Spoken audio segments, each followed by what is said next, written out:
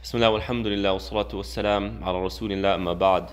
Last time we began speaking about how to strengthen our patience. Okay?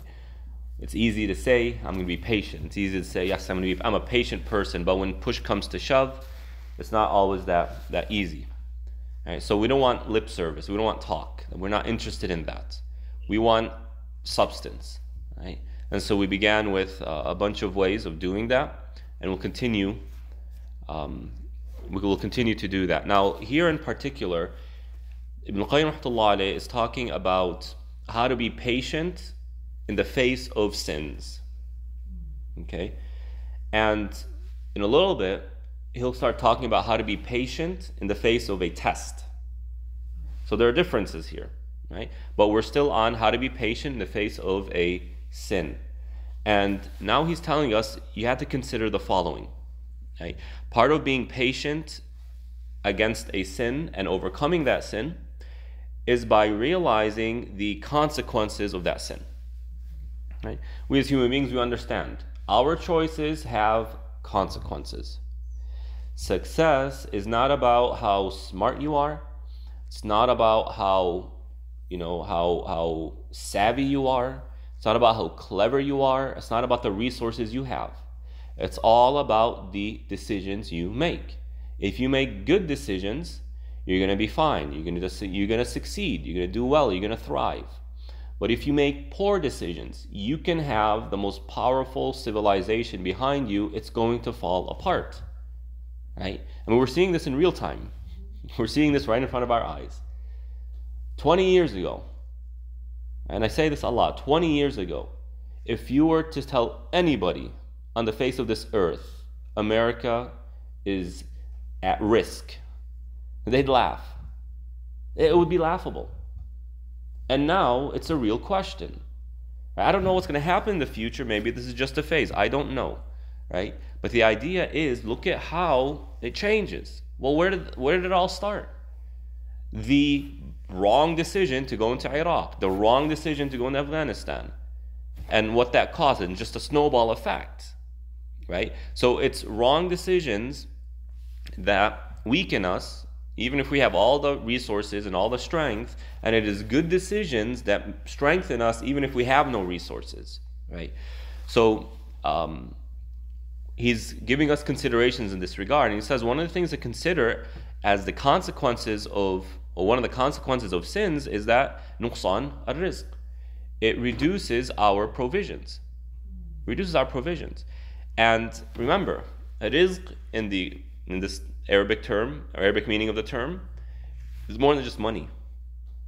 Right? You'll find people who are doing sins and their entire revenue, their entire income is based on haram, is unethical. Right? And money keeps coming, and if you present them something like this, they laugh, like, haha, it's not happening to me. Well, there are a few explanations for that, but one of the explanations is that rizq isn't only money. There might be something else you're missing out on. Have you not noticed people whose income is haram tend to have a lot of family problems? Do you think that's random? Your family and the people around you is a type of rizq. It is. Right? Now, people differ. Allah will give ease in one area and difficulty in another area. For some people, money comes easy, family is difficult. For other people, it's the exact opposite. Family is simple to them, it's easy, but making money is difficult. So we want to make sure that we understand that people are going to differ in terms of where Allah puts their rizq. But the idea is it's more than just money.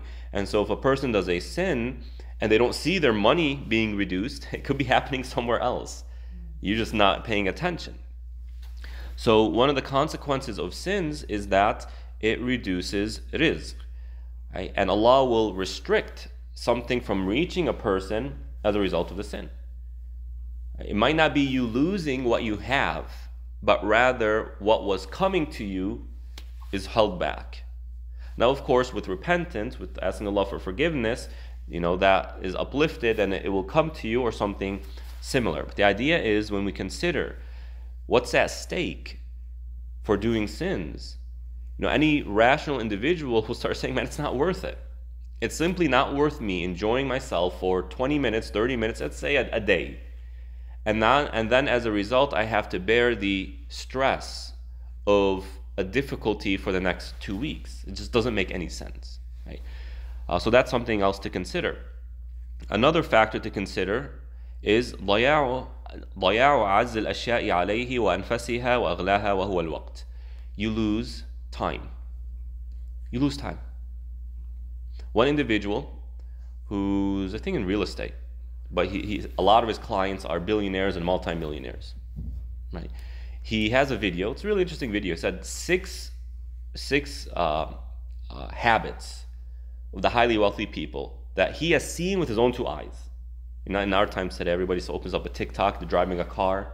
And let me tell you about this. You have no idea who the guy is or the lady is. You have no idea what their background is. You have no idea if they're making this stuff up or it's actually real. No, this person is saying, from my experience in trading and doing business with these individuals and going to lunch with them, etc., these are 6 habits that they all have. And one of them is they don't waste time. They don't waste time. To the extent that if they go to a restaurant, right, either they go to the restaurant, a restaurant where they're known, and so the server already knows what they want. So as soon as they see the person, they just bring it out. Or they'll just say, I'll take number 2 on the specials menu. They won't even look at the menu. Or they'll say, just let your chef choose something and just bring it up. They don't even have, the way they see is, I don't have time to waste and sitting there picking what I want to eat. It's a waste of time to them. In and out. They don't talk to people over their phone.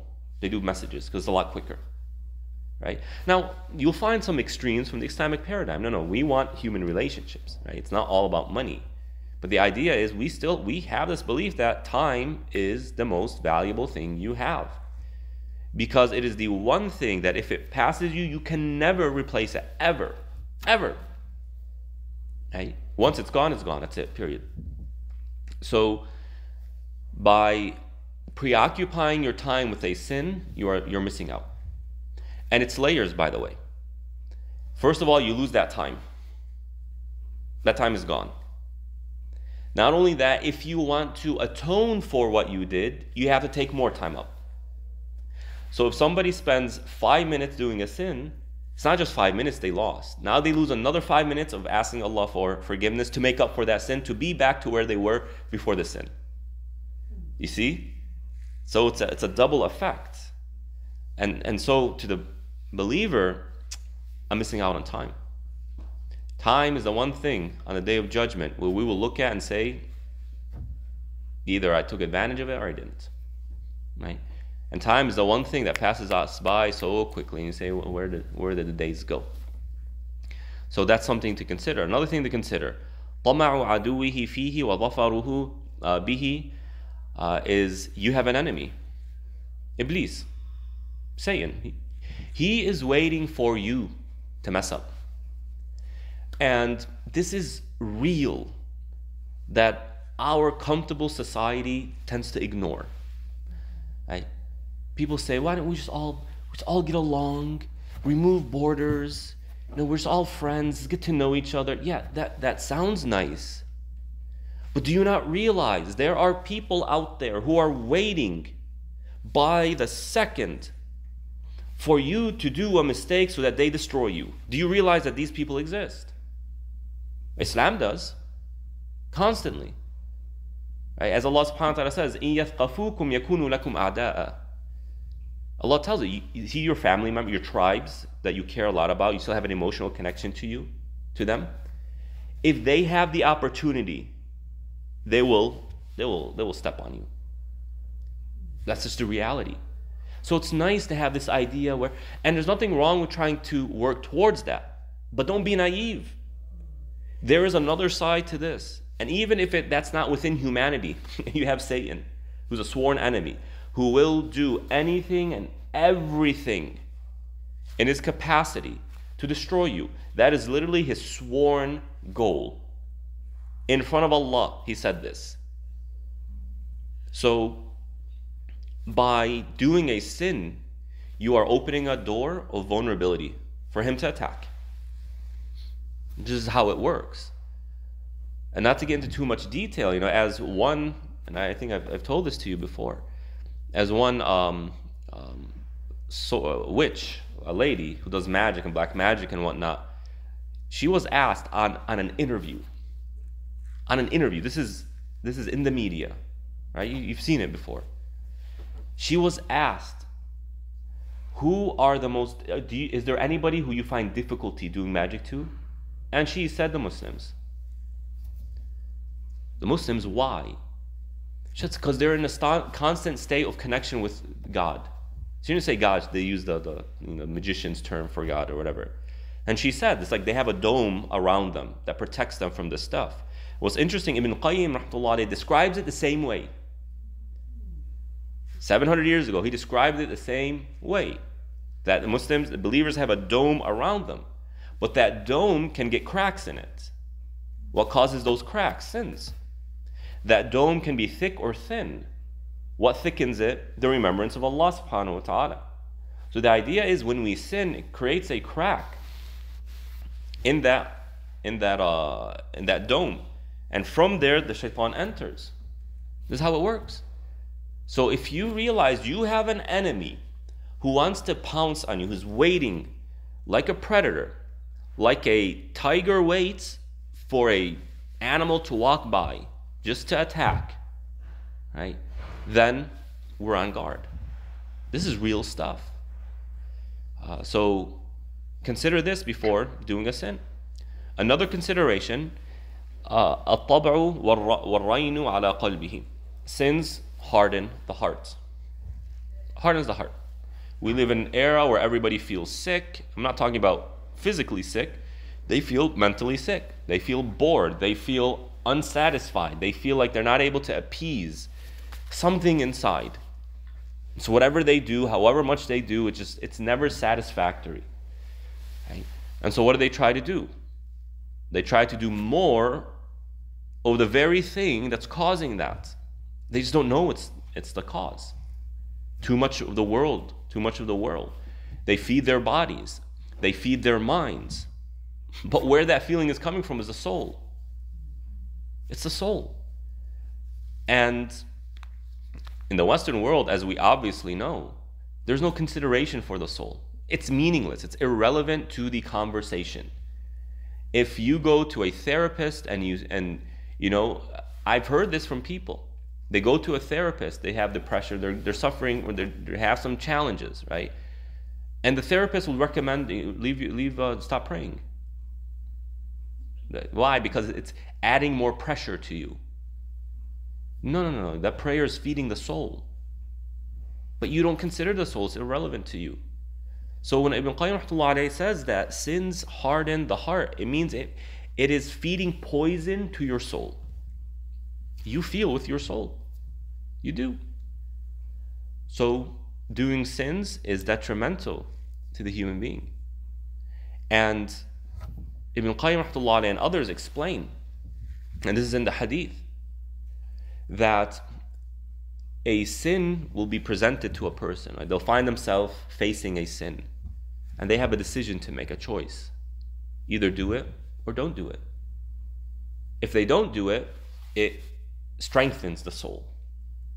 It adds more light to the soul. And with that light, they have more insight, they have more wisdom. They see things clearer. They see things for what it actually is. But if they fall into the sin, then it darkens the soul. And then the Prophet ﷺ continues to explain, and the person will continue to do sins. Right? He'll do one sin after another, and each time it continues to darken the soul until it becomes blind. And in its blindness, it no longer sees good for good or bad for bad. Rather, it becomes the opposite. They see the good as bad and the bad as good. They see the good as bad and the bad as good. Right? Take, for example, marriage. We are told in the Quran, marriage, this relationship between husband and wife, is something that is good. It's a blessing of Allah subhanahu wa ta'ala. Now, of course, we have to make that blessing work. But in the Western world, marriage is seen as what? A hindrance, a nuisance, a problem, all men are terrible, all women are gold diggers. You see the corruption here? And when you look at the left and the right, I'm talking about the ideological left and the ideological right. The left, you have the Me Too movement, you have feminism, you have, all men are evil and men are bad and we need to take over the world. And look at all these songs by women saying that, pretty much we hate you and the future is women and, we're going to kill men. And it's nasty. But the right is doing it kind of the same thing. But instead of feminism, it's what's called the red pill movement, where it's masculinity, men, and women are terrible, and women are all just gold diggers, and men need to subdue women, and women need to be under men and subservient to men. And it's like wherever you are, it just makes the relationship between man and woman extremely difficult. And although they're looking at it from different angles, the result is the same. They're destroying human relationship. Right? And where is this all coming from? The consistency of sins. Neither of them will sit and think, well, maybe all these relationships and intimacy we've been having outside of marriage is causing this. No, never. That's not even part of the conversation. To the Muslim, that's what's happening. Maybe it's because we've gone away from morality. And when I say morality, I mean divinely decreed morality, not human, right? Human determined morality. If a human comes and says this is moral and this is immoral, we could care less about that. Whether they're wearing, a thobe and a religious hat, or they're wearing a tuxedo and they are an atheist. I mean, in the end, it's coming from the same source, the human being. The Muslim's interested in morality which Allah determines, not which I determine. You see what I mean here? So where is this all coming from? It's the rain, the hardness. They cannot see good for good or bad for bad. In fact, they see the exact opposite. They see good for bad and bad for good. And that's extremely scary. And if this is the only consequence of sins, it's something to really consider. So wallahi, it's scary. When people can no longer see homosexuality for what it really is, they think it's freedom, they think it's love is just love. They don't see the harm. Just looking at it from the biological perspective, the medicine side, the medical harms that could potentially come with such behaviors, or the psychological harms, then, what can we say? If you're blind to the facts, to the statistics, what can we say? When these young ones come out and say, right, we can no longer consider 2 + 2 as equaling 4. Wait, what? Yeah, maybe to somebody else 2 + 2 = 5. That's their truth. That's just the epitome of blindness. Well, how are you even going to have a conversation with such a person when they don't even recognize facts? Right? So this is very scary. And among the consequences, أنه يحرم حلاوة الطاعة, is that they no longer feel the sweetness of obeying Allah. See, when we engage Allah sincerely, there is a postponed reward. And we Muslims, we tend to only see this just in the afterlife. And that's good, right? It's important. It's a bigger reward.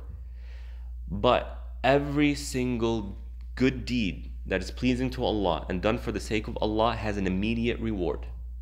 In fact, multiple immediate rewards, among which is the sweetness.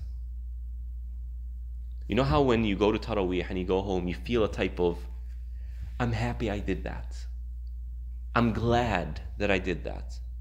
I'm proud that I got out of my home and went to Salah. You see that feeling right there? That's reward from Allah. Inshallah. Right? That's part of the reward. Among other rewards that come immediately. But when we sin, it actually prevents us from feeling that. So, for example, if somebody were to sin and then go to Taraweeh, they might not feel, right, that sweetness. Why? Well, because the sins are there, preventing you from feeling it. And you look at people and they're trying to find something interesting in life. There's a lot of people who they suffer from just they're bored. Nothing they do seems to satisfy, as I mentioned earlier, seems to appease. There's something inside, right? Nothing seems sweet, nothing seems interesting, nothing seems worthy. Right? Well, part of that has to do with the amount of sins that have accrued. If a person feels like it's heavy, it's difficult to get up and pray, that's sins. If somebody feels tired, right, they quickly get tired from doing dhikr, or they feel it's a burden, it's a responsibility, it's pressure, that's sins. And by the way, we all feel this, don't we? So when I say this, again, it's not about, oh, you're a bad person. No. It's about giving us the tools for us to better know ourselves so that we better make better decisions. What do I need to do now? So that when we start feeling these things, oh, I know why, potentially why this is happening. And now I know how to rectify that, how to change it. Right? So again, it's not about making us feel bad, but it's about providing us with the wisdoms, the insights for us to make better decisions. Among the consequences of sins is يمنع قلبه من ترحله من الدنيا ونزوله بساحة القيامة فإن القلب لا يزال مشتتا مضيعا حتى يرحل من الدنيا وينزل في الآخرة. So here Ibn Qayyim rahmatullah alayh, and we've gone over this before in another book, I forgot which one, but basically he says the heart, spiritually speaking, like the soul is attuned to the afterlife. And think about it. Who created the soul? Allah. And Allah says, you know very little about the soul. And Allah doesn't reveal basically anything about the soul, other than the fact that He created it and we have one. Each one of us has a soul. Right? We know very little about the soul. Why? Because it's not of this world, so to speak.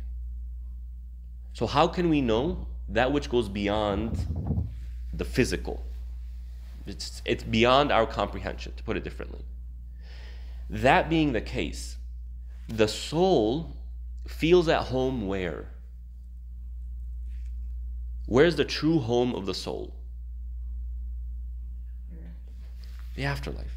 That's where it comes from. Our bodies, on the other hand, are created from what? Dirt of this world. So we know how to sustain our bodies, our physical selves, because it's coming from here. But we have no idea how to sustain our soul because it's not coming from here.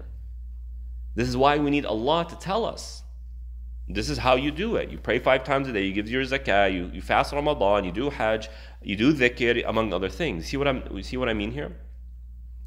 Now, building off of that, if the soul is of the hereafter, that means the soul finds comfort when it's with the hereafter.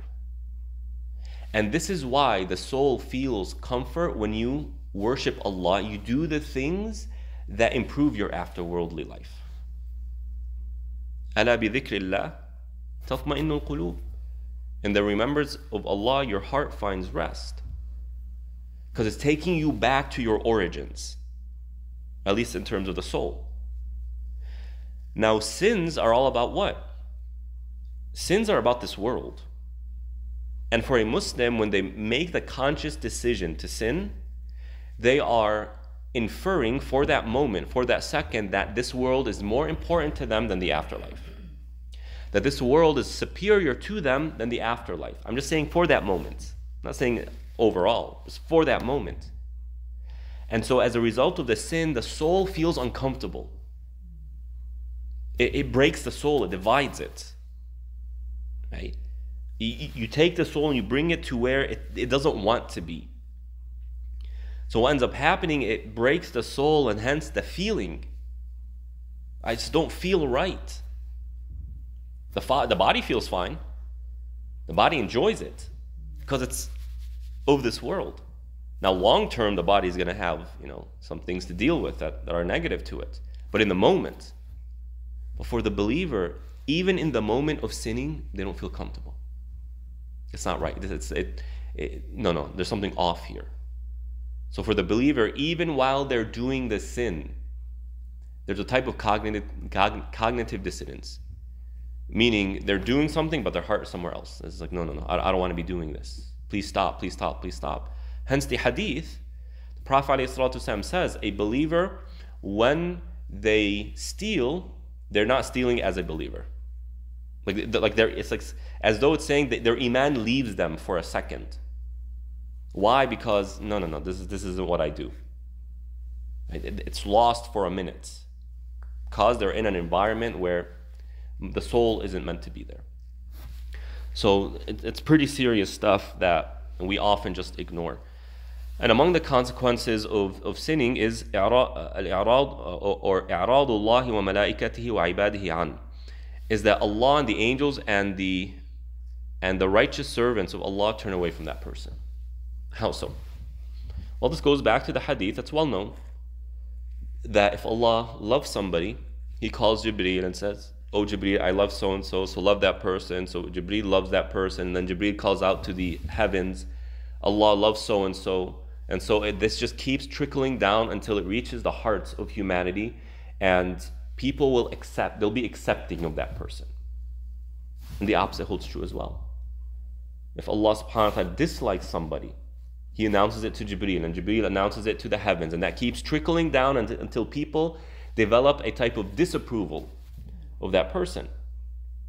So when you see people are accepted, people aren't accepted, people are refused, people are there's more going on than simple, human tactics of influence and attention and all of this stuff. There's more going on. Right? Now it's not as simple as, okay, that person seems to be liked, therefore Allah likes them. No. It's not that simple. But the idea here is, one of the consequences of sins is that Allah and the angels and the believers begin to develop a type of distaste for this individual. And in one story, a man was dealing in interest. Now, back in the day, there aren't these systems where it's kind of like standard. So if somebody's dealing in interest, they're forcing it. And so he said he was walking, and there were two kids playing soccer. And those two kids saw this man, and there's no acquaintance between them. And these two kids just look at this man, they look at him with contempt and disgust. They go, turn away from this man. He's a sinner. And this guy is shocked. Like, why would they say that? And it really struck him. And he thought. It's like, man, this must be the consequences of my sinning. It's become so bad that Allah has put this in the hearts of even kids. And so he repented. He said, you know what, I'm not going back to this. He repented, and he sincerely repented. And then once again, he's walking by, the same two kids look at him and say, this person is beloved to Allah, or something along those lines. So you have this going on. And among the consequences of sinning is علمه بفوات ما هو أحب إليه وخير له, is that you will know and you will feel that something better for you has passed you by. You can't go back to it. Right? You had a choice of not sinning. And if you had not sinned, that would have been beloved to Allah. You would have gotten reward for it. Allah would have given you something better. But by choosing the sin, you lost that. You know how when a person had the opportunity to benefit in one way or another, and they didn't take that opportunity, they missed it, they'll regret that for the rest of their life. If only I invested in Tesla when it first came. If only I invested in Netflix. If only I didn't take out my stocks because I was afraid. This is normal. This is normal human psychology. Well, the same holds true when you realize what was lost as a result of doing that sin or choosing that sin. The person missed out.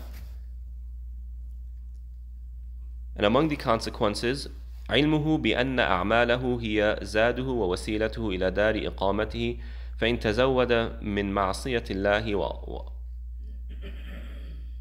أوصله ذلك الزاد إلى دار العصاة والجنات, is to realize that what we do is currency in the afterlife.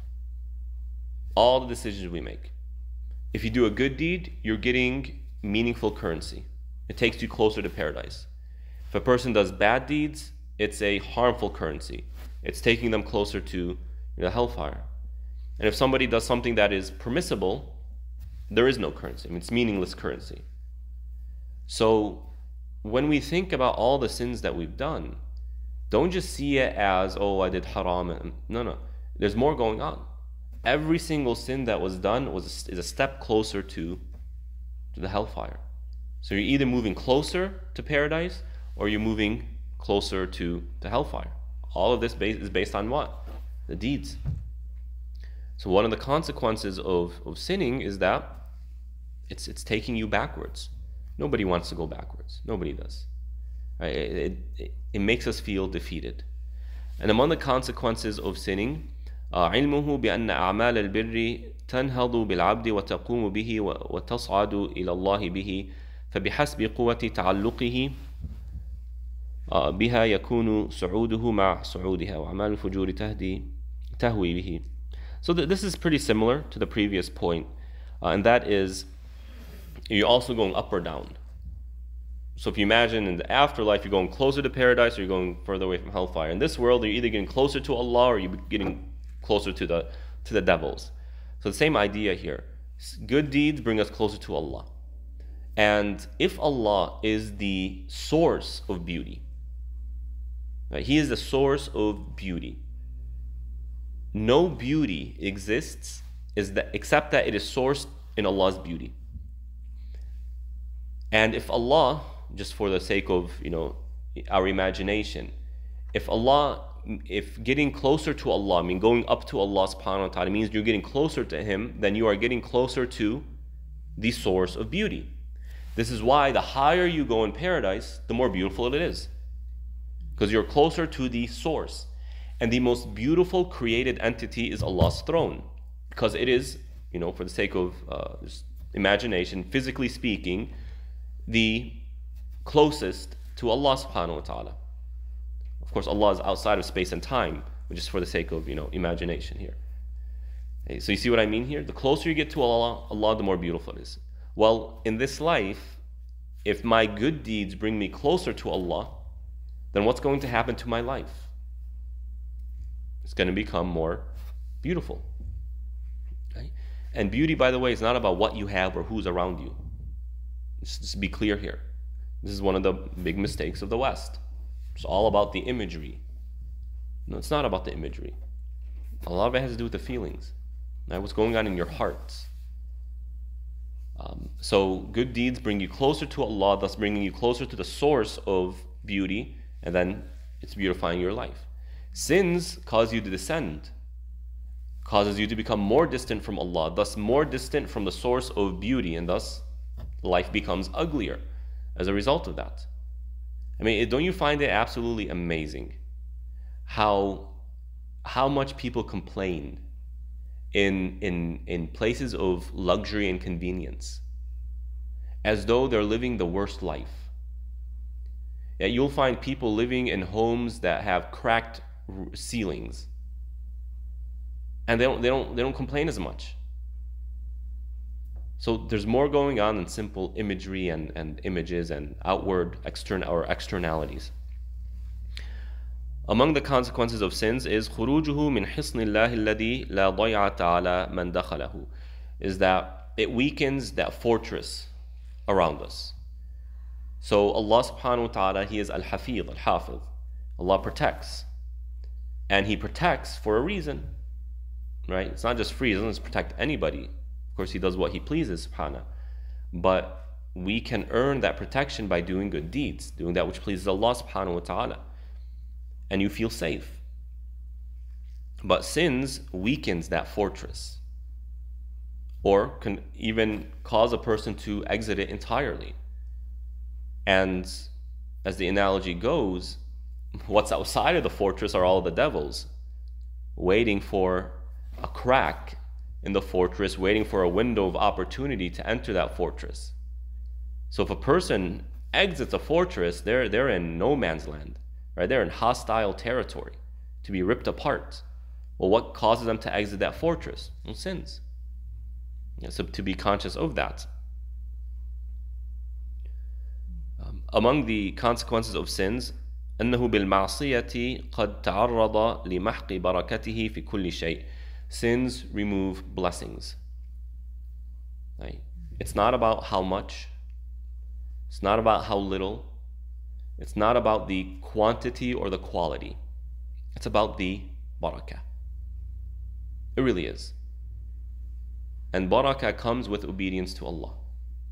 And barakah is removed as a result of disobedience.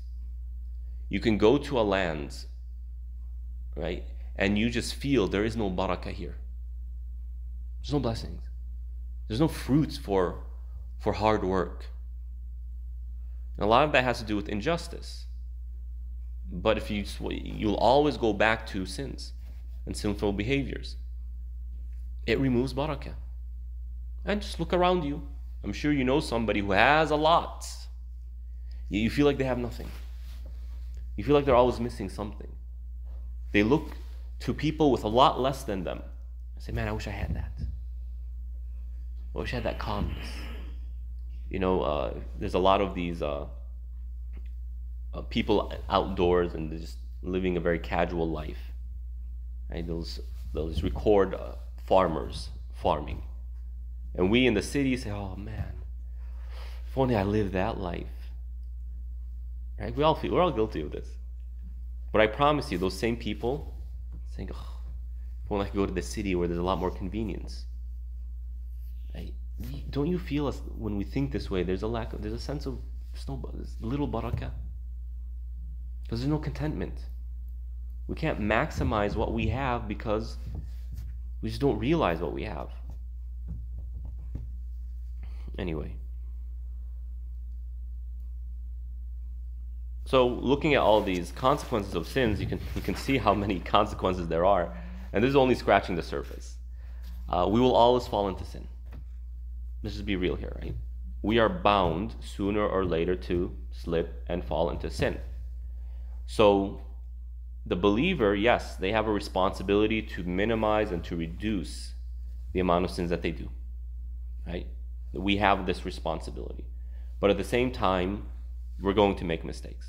That's just a fact of being a human being. So why I'm saying this is when you consider these consequences, don't see it as a make or break type thing. Rather, your goal is to remember this when you're tested with a sin. And by doing that, inshallah, you will more often than not stay away from that sin. But every now and then, when you slip and you do fall into the sin, remember these so that you hasten towards tawbah, towards asking Allah subhanahu wa ta'ala for forgiveness. All right? So that's how we maximize how we use this. Now, the eighth way of improving or strengthening our patience in the face of sins is قِصَرُ الْأَمَلِ وَعِلْمُهُ بِسُرْعَةِ انتقاله. This term قِصَرُ الْأَمَلِ, having low expectations. We got to be careful in how we understand this. Having low expectations here, this is a phrase in tazkiyah, the field of tazkiyah, that is referring specifically to the world. Have low expectations in regards or in terms of what this world has to offer you. It doesn't have much to offer you. It really doesn't. Time-wise, you all have a few more years than me. But where I'm at, looking back, it was quick. It was quick. It feels just like yesterday I was a kid watching the same shows or many of the same shows that my son watches. It felt like yesterday where it was my parents who were dropping me off at school and me coming home and, oh my God, I hate school and all of this. Well, if that's the first half of my life, the second half is going to be that quick as well. So how much should I really rely on this world? I can't guarantee myself anything when it comes to what this world is going to give me. I can't. Yeah, I want to work hard. I need to work hard. I expect me to work hard. And I am hopeful that I will get good from this world. But all that it has to offer me is not worth my own dignity.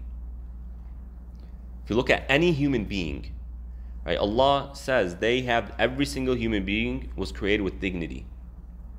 That dignity is worth more than all this world has to offer. So this is going to restrict how I pursue this world.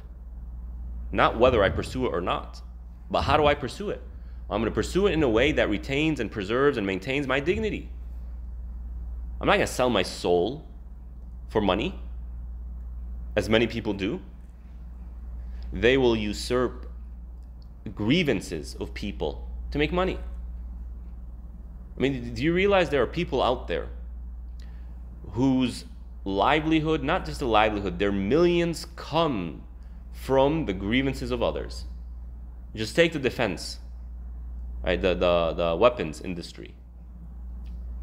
Do you understand how evil the industry is? That in order for them to make money, people need to be at war. Just think about that. What about the psychedelics, the pharmaceuticals? In order for them to make money, people need to be taking their medicine. So they want people to be sick. That's just evil. And I mean, look at divorce. How much do divorce lawyers make? I mean, these divorces cost sometimes hundreds of thousands of dollars. Don't you think that those lawyers want people to get divorced? You see, that's just, they've sold their soul for this life. They have given up something incredibly valuable, their dignity, for something that is very limited. And in the end, and I love this phrase, this world, the only thing this world truly has to offer you is a grave. A grave.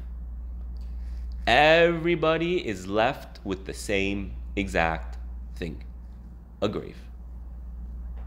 And so am I really going to use every second of my life, all of my life, to end up in a grave? With nothing beyond that? No, that's not the way a Muslim believes. A Muslim is strong. Male, female.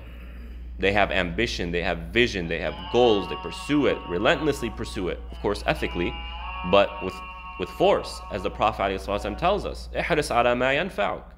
Pursue enthusiastically that which is beneficial to you. Don't fail. Right? But not at the expense of my afterworld. La ilaha illallah.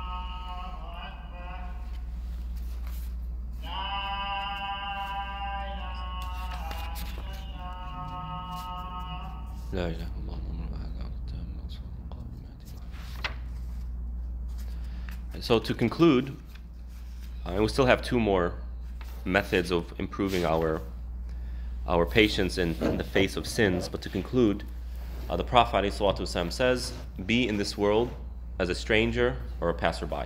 That's it. Why? This isn't our home. It's not. And this world, sucks us in, and it occupies our time, it distracts us, but this is the challenge. Right? This is what makes certain people unique, worthy of being closer to Allah. Because despite the challenges, despite the distractions, despite the nature of this world being attractive and sweet and nice and good and pleasurable and near to us, they employ their mind, body, and soul for something more worthy. So be in this world as a stranger, you're just passing by. Right? It doesn't mean we don't enjoy the moments that we have. It doesn't mean we become neglectful of these moments. But the mindset is powerful to at least help us prioritize in a correct way. Sallallahu ala nabiyyina Muhammad wa ala alihi wa ashabihi ajma'in.